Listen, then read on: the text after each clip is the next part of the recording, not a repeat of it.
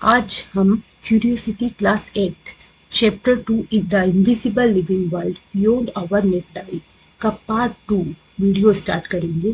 Part 1 में हमने discuss किया था सेल के बारे में। पार्ट 2 में हम डिस्कस करेंगे माइक्रो ऑर्गेनिजम्स के बारे में।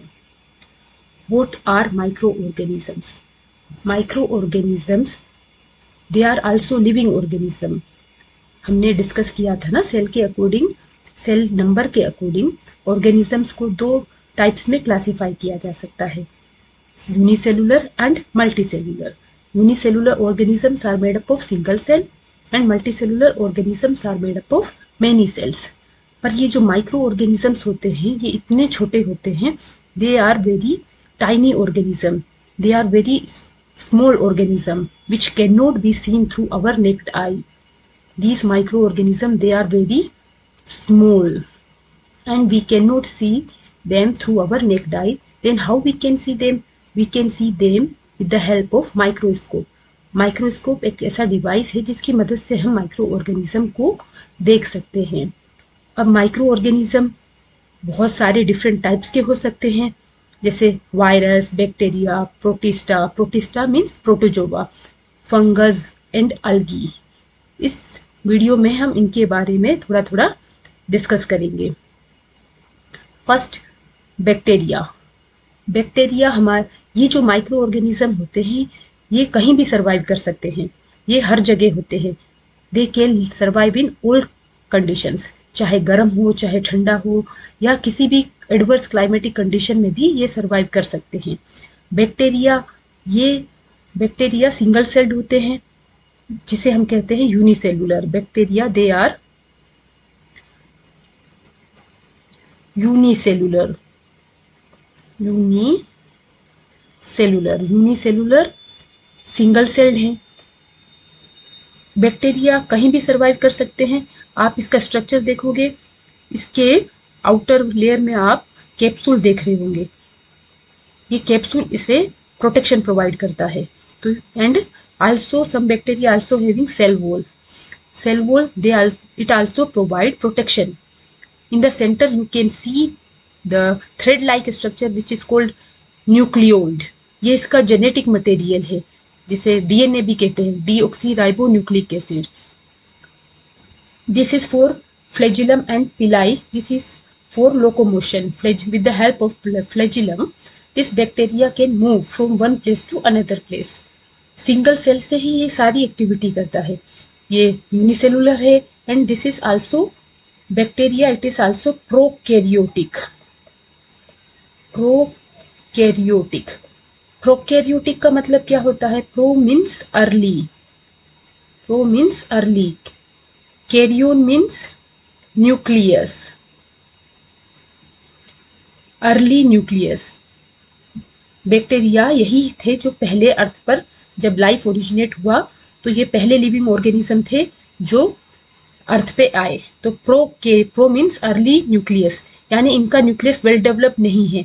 इनका जो जेनेटिक मटेरियल है डीएनए या आरएनए वो सेल में स्केटर्ड रहता है।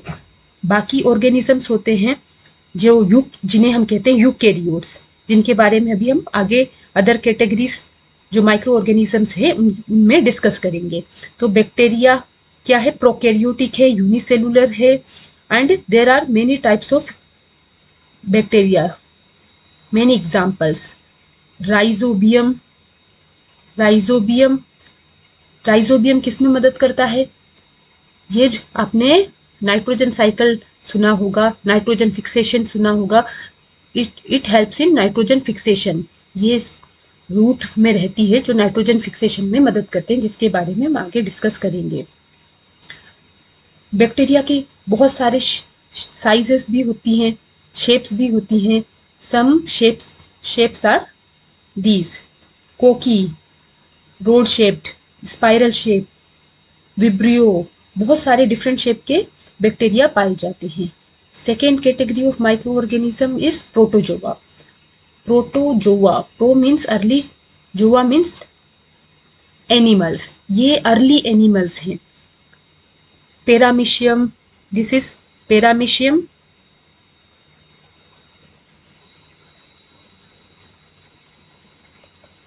पेरामीशियम, this is amoeba and this is euglena. This is amoeba. Amoeba, paramecium, euglena, ये कहाँ पाए जाते हैं? They found in water. Protozoa, ये सेकेंड कैटेगरी है, ये यूनिसेलुलर होते हैं. Unicellular means made up of single cell. They are eukaryotic. Eukaryotic means जैसे हमने अभी कहा था prokaryotic.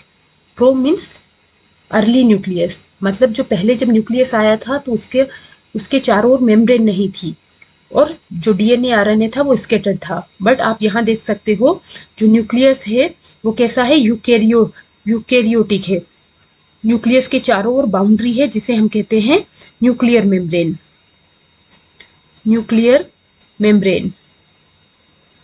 Nuclear membrane. Due to the presence of nuclear membrane, the cell nucleus is called well developed. Means prokaryotic organism are those organism which have well developed nucleus. Means nuclear membrane is present.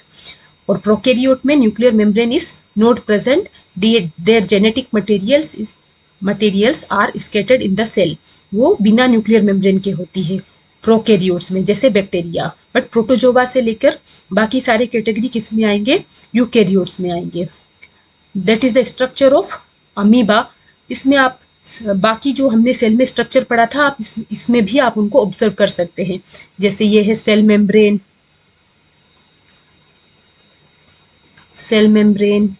Cytoplasm, nucleus and other cell organelles. Same in the case of paramecium also. You can see small hair-like structure here. These are called cilia. Cilia helps in locomotion. पेरामीशियम है, इसका shape आप देखोगे ये sleeper shape दिखाई दे रहा है और इसके चारों ओर जो सिलिया होते हैं वो उसको लोकोमोशन में हेल्प करते हैं. पर अमीबा कैसे मूव करेगा? अमीबा को मूव करने के लिए उसका जो साइटोप्लाज्म होता है जिसको हम कहते हैं सूडोपोडिया, सेल मेम्ब्रेन और साइटोप्लाज्म की मदद से ही मूव करता है, इसलिए इसे कहते हैं pseudopodia. Pseudo means false, podium means leg, false feet. इसका शेप कैसा होगा? इसका हमने पेरामीशियम का शेप देखा, ये स्लीपर शेप है. तो अमीबा का शेप क्या होगा? It is irregular in shape and it move with the help of its pseudopodia. इसका जो साइटोप्लाज्म है उसी की मदद से ये मूव करता है, ये शेप चेंज कर सकता है. And this is Euglena. It move with the help of flagellum. Flagellum, it is this hair like structure is called flagellum. Next category is algae. Algae, they are unicellular, multicellular, both. Some algae are unicellular, some are multicellular.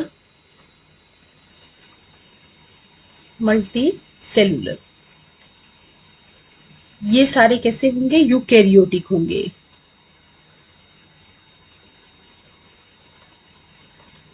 All these are eukaryotic. Some examples of algae are Chlamydomonas and Spirogyra. यह भी कहाँ पाए जाते हैं? ज़्यादातर water bodies के आसपास ही पाए जाते हैं. जैसे आप बारिश में बाहर देखोगे तो वॉल्स पे आपको ग्रीन ग्रीन कलर का दिखेगा, या आपको पानी के आसपास जहाँ पेड़ होंगे वहां पर ग्रीन ग्रीन दिखाई देगा, वो अलगी होते हैं. पॉन्ड वाटर, अगर आप स्टैंडिंग वाटर में देखोगे तो आपको filamentous like ribbon like structure दिखाई देंगे. That is also a type of algae. So these are the examples of अलगी.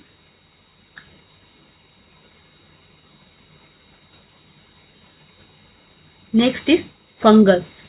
अभी हमने बैक्टीरिया के बारे में डिस्कस किया, protozoa, algae and fungus. Fungus, it is also kind of micro organism. Fungus, it is also unicellular and multicellular. कुछ fungus unicellular होते हैं और कुछ मल्टीसेलुलर होते हैं. ये इस तरह का स्ट्रक्चर आपने जरूर देखा होगा. During rainy season we can observe these kind of mushrooms. Mushrooms, these mushrooms is a kind of fungus. इसके अलावा आपने ब्रेड या रोटी जो भी खाना आपका बचा होगा उसके ऊपर अगर आप देखोगे जब वो स्पॉइल होने लगता है तो उसके ऊपर एक लेयर आप ऑब्जर्व कर सकते हैं। वो जो लेयर होती है वो होती है फंगस। बारिश में आपको ये फंगस कहीं भी दिखाई देते हैं क्योंकि in this season it is favourable condition for growth of the fungus. तो जो ब्रेड में जो माउल्ड दिखता है उसे हम कहते हैं bread mould, that is rhizopus, that is Rhizopus.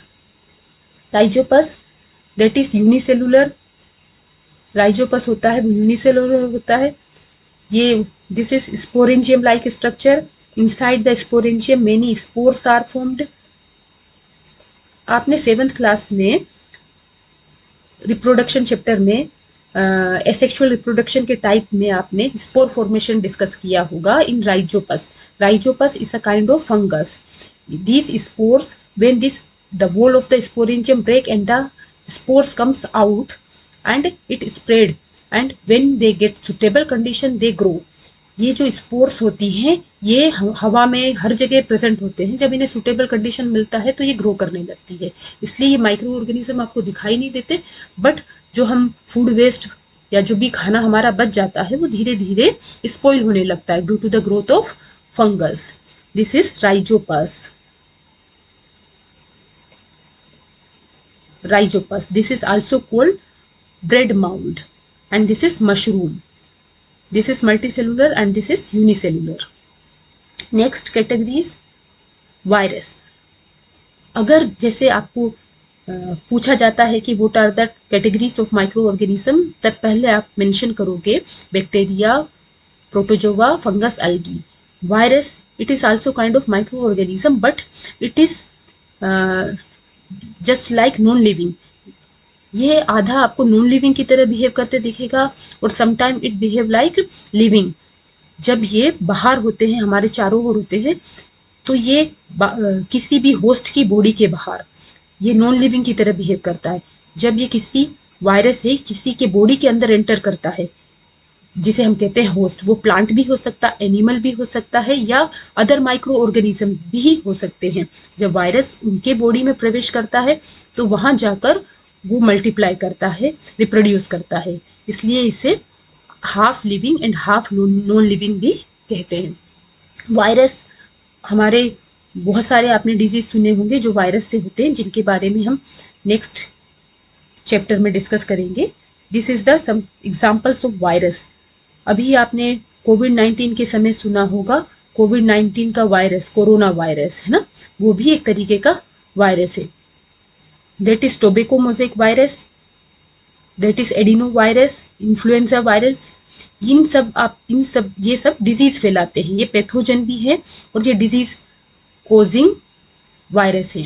This is bacteriophage, ये बैक्टीरियोफेज है, ये बैक्टीरिया पर अटैक करता है। वायरस ये यूनिसेलुलर ही है। नेक्स्ट इज, अभी हमने कैटेगरी के बारे में डिस्कस किया, अब हम माइक्रो ऑर्गेनिज्म हमारे लिए कैसे उपयोगी हैं उसके बारे में डिस्कस करेंगे। How micro organisms are useful to us. सारे माइक्रो ऑर्गेनिज्म बुरे नहीं होते, कुछ हमारे लिए फ्रेंडली होते हैं और कुछ माइक्रो ऑर्गेनिजम्स वो हमारे लिए नो फ्रेंडली नहीं होते, वो हमारे तरह फो की तरह होते हैं, मतलब दुश्मन की तरह होते हैं। तो यूजफुल माइक्रो ऑर्गेनिज्म है, जैसे हमारे लिए क्या यूजफुल है, तो हमें कुछ माइक्रो ऑर्गेनिज्म फूड बनाने में मदद करते हैं, जैसे आपने केक, पेस्ट्री, दही है ना, इनके बारे में सुना होगा, इसमें गुड बैक्टीरिया होते हैं, माइक्रो ऑर्गेनिजम्स होते हैं। कुछ माइक्रो ऑर्गेनिज्म हम मेडिसिन बनाने के लिए इस्तेमाल करते हैं, जैसे वैक्सीन है एंड एंटीबायोटिक्स है ना, वो माइक्रो ऑर्गेनिज्म से ही बनाए जाते हैं। तो हमारे लिए माइक्रो ऑर्गेनिज्म यूजफुल भी होते हैं। और ये जो माइक्रो ऑर्गेनिज्म है इनका बहुत इंपॉर्टेंट रोल है इकोसिस्टम में। पहला रोल है डिकम्पोजिशन। आप जो भी चीज़ देखोगे हमारे आसपास जो वेस्ट जनरेट होता है, वो वेस्ट अगर इसी तरह पड़ा रहा तो हमारे इन्वायरमेंट का क्या होगा, सोचिए। वो हमारा इन्वायरमेंट पूरा एक गार्बेज डस्टबिन की तरह हो जाएगा। जो भी चीज़, कोई भी वेस्ट मटेरियल होगा, एक्सक्रीटा होगा, डेड बॉडी होगा, वो अगर डिकम्पोज नहीं होगा तो ऐसा ही पड़ा रहेगा।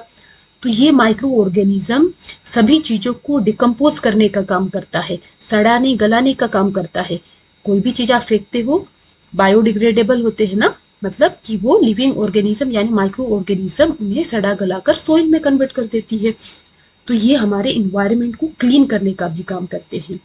एंड न्यूट्रिएंट रिसाइकलिंग जो हमने 7th में पढ़ा था कि ये माइक्रो ऑर्गेनिज्म है, जब ये सॉइल को डिकम्पोज करते हैं तो ये उनको ह्यूमस में बदल देते हैं, यानी वो ह्यूमस मतलब द ब्लैक फर्टाइल सॉइल, जो ब्लैक फर्टाइल सॉइल होता है उसे ह्यूमस कहते हैं। तो सॉइल में ह्यूमस बढ़ेगा तो उसकी फर्टिलिटी बढ़ेगी, तो प्लांट की जो रूट्स होती है उसको एब्जॉर्ब कर लेती है और वापस प्लांट अपने उसे ग्रोथ में इस्तेमाल करते हैं। तो ये साइकिल चलता रहता है, इसे हम कहते हैं न्यूट्रिएंट रिसाइकलिंग। जैसे अभी हमने बताया कुछ माइक्रो ऑर्गेनिज्म यूजफुल होते हैं, जैसे दही में लैक्टोबैसिलस नाम का बैक्टीरिया होता है जो हमारे डाइजेशन में हेल्प करता है। इसके अलावा जो आप केक, पेस्ट्री, ब्रेड आदि बनाते हैं वो भी माइक्रो ऑर्गेनिज्म से ही बनाते हैं, उसमें ईस्ट ग्रो करता है। ये जो ईस्ट होती है ये शुगर को, जो भी कार्बोहाइड्रेट है उसको, उसमें शुगर प्रेजेंट होता है, तो ये शुगर को अल्कोहल में कन्वर्ट कर देता है। The process of conversion of sugar into alcohol is called fermentation in the presence of east. इसी प्रोसेस को हम कहते हैं फर्मेंटेशन। इसी प्रोसेस को इस्तेमाल करके हम जलेबी हो, चाहे केक हो, पेस्ट्री हो, इडली डोसा आदि बनाते हैं। तो ये ईस्ट हमारे लिए यूजफुल है। नेक्स्ट हम देखेंगे जो अभी हमने डिस्कस किया, नाइट्रोजन फिक्सेशन। ये आप देखोगे ब्लैक फर्टाइल सोइल दिख रहा है, तो जितने भी ये बैक्टीरिया, फंगस, अलगी, ये सब जो सोइल में प्रेजेंट होते हैं वो चीज़ों को डिकम्पोज करके उसको फर्टाइल सोइल है ना ह्यूमस में बदल देते हैं, फर्टाइल सोइल ह्यूमस में बदल देते हैं। After the decomposition the biodegradable waste converts into black fertile soil which is called humus. अब नेक्स्ट क्या है, नाइट्रोजन फिक्सेशन। नाइट्रोजन जो होता है वो कोई भी प्लांट हो या एनिमल हो उसको डायरेक्टली एब्जॉर्ब नहीं या डायरेक्टली नहीं ले सकता in the form of gas. तो पहले नाइट्रोजन गैस को नाइट्रोजनस कंपाउंड में बदलना पड़ता है, उस प्रोसेस को कहते हैं nitrogen fixation. The process of conversion of atmospheric nitrogen into nitrogenous compound is called nitrogen fixation. अब ये नाइट्रोजन फिक्सेशन है वो कौन करने में मदद करता है, नाइट्रोजन फिक्सेशन है ये बैक्टीरिया होते हैं सोइल में, वो नाइट्रोजन फिक्सेशन करने में मदद करते हैं। आप देखते होंगे ये सोइल में बैक्टीरिया होते हैं, वो एटमॉस्फेरिक नाइट्रोजन, जो एटमॉस्फेरिक नाइट्रोजन होता है उसे नाइट्रोजिनस कंपाउंड में बदल देता है, नाइट्रोजीनस कंपाउंड में कन्वर्ट कर देता है। इसी प्रोसेस को हम कहते हैं nitrogen fixation. Atmospheric nitrogen, the process of conversion of atmospheric nitrogen into nitrogenous compounds are called nitrogen fixation.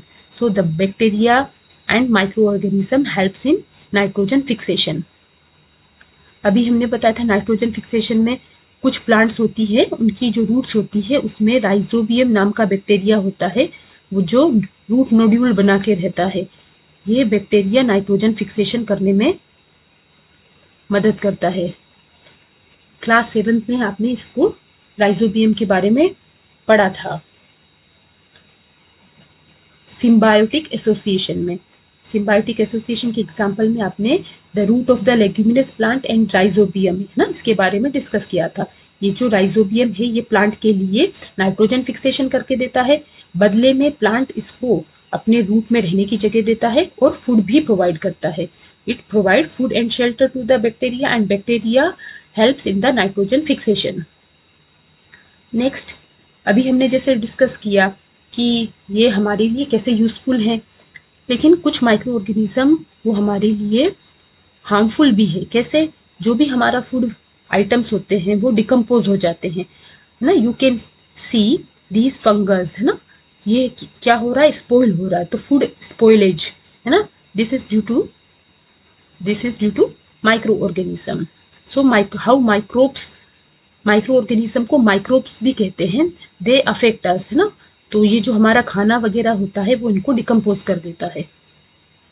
Next is जो अभी हमने डिस्कस किया, पहले हमने डिस्कस किया categories of the microorganism, virus, bacteria, fungus, algae and protozoa and their examples and characteristics. Then we have discuss about the uses of micro organism, medicine बनाने में, agriculture, वही नाइट्रोजन फिक्सेशन, क्योंकि plant को growth करने में nitrogen की जरूरत होती है।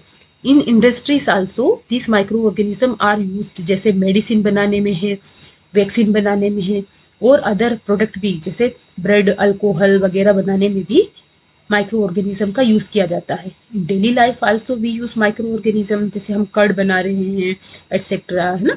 जो फूड आइटम्स जो हम इडली डोसा वगैरह डेली आइटम में यूज बनाते हैं वो भी माइक्रो ऑर्गेनिज्म को ही यूज करके बनाते हैं। अब कुछ हार्मफुल माइक्रो ऑर्गेनिजम्स होते हैं और उनका हार्मफुल इफेक्ट होता है, जैसे डिजीज और फूड डिकम्पोजिशन, अभी हमने डिस्कस किया था। तो डिजीज प्लांट में हो चाहे एनिमल में हो, ह्यूमन में हो, ये माइक्रो ऑर्गेनिज्म के कारण ही होते हैं। और जो डिजीज कॉजिंग माइक्रो ऑर्गेनिजम्स होते हैं उन्हें हम पैथोजेंस कहते हैं। नेक्स्ट चैप्टर जो हेल्थ से रिलेटेड है, उस चैप्टर में हम डिजीज के बारे में डिस्कस करेंगे नेक्स्ट वीडियो में। अब ये माइक्रो ऑर्गेनिज्म से बचाने के लिए हमको फूड को, क्योंकि फूड को डिकम्पोज करते हैं तो हमें फूड को प्रिजर्व करना पड़ता है ना। प्रिजर्व करने के लिए हम या तो फर्मेंटेशन करते हैं या पिकलिंग, जैसे अचार वगैरह में हम कुछ चीज ऐड करते हैं। तो फूड प्रिजर्वेशन के कई मेथड हो सकते हैं, जैसे एडिंग शुगरिंग, मतलब एडिंग शुगर, पास्चुराइजेशन, ये मिल्क को प्रोटेक्ट करने के लिए किया जाता है, प्रिजर्व करने के लिए किया जाता है। मिल्क को 70 डिग्री पर बॉईल करके उसको ठंडा किया जाता है ना, उस प्रोसेस को कहते हैं पास्चुराइजेशन। फर्मेंटेशन जो अभी हमने डिस्कस किया था, the process of conversion of sugar into alcohol. इसके अलावा हम केमिकल्स इस्तेमाल करके भी फूड प्रिजर्वेशन किया जाता है, जैसे सोडियम बेंजोएट, सोडियम मेटाबाइसल्फाइड, ये सारे केमिकल, इन्हें हम कहते हैं केमिकल प्रिजर्वेटिव। आजकल जो मार्केट में फूड अवेलेबल होते हैं उसमें बहुत सारे केमिकल प्रिजर्वेटिव्स डाले जाते हैं।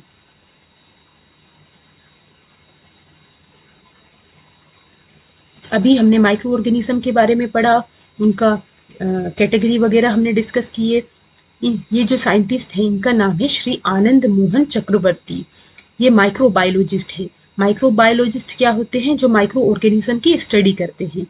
इनका बहुत इंपॉर्टेंट रोल है। इन्होंने क्या किया? He developed a special bacterium that could break down oil spills helping to clean environment. यानी इन्होंने माइक्रो ऑर्गेनिज्म को, ऐसा माइक्रो ऑर्गेनिज्म इन्होंने खोजा जो क्या करता है, जो ऑयल वेस्ट भी होंगे उनको भी डिकम्पोज करके इन्वायरमेंट को क्लीन करने का काम करता है। तो इनका बहुत इंपॉर्टेंट रोल है। इसी वर्क को इन्होंने पेटेंट भी किया है। पेटेंट मतलब जो भी हम डिस्कवरी, इन्वेंशन या जो भी चीज़ें करते हैं उसे हमें पेटेंट कराना पड़ता है। तो ये जो वर्क है इनका वो पेटेंट किया हुआ है। ठीक है, आज हमने ये डिस्कस किया। नेक्स्ट वीडियो में हम नेक्स्ट चैप्टर के बारे में डिस्कस करेंगे।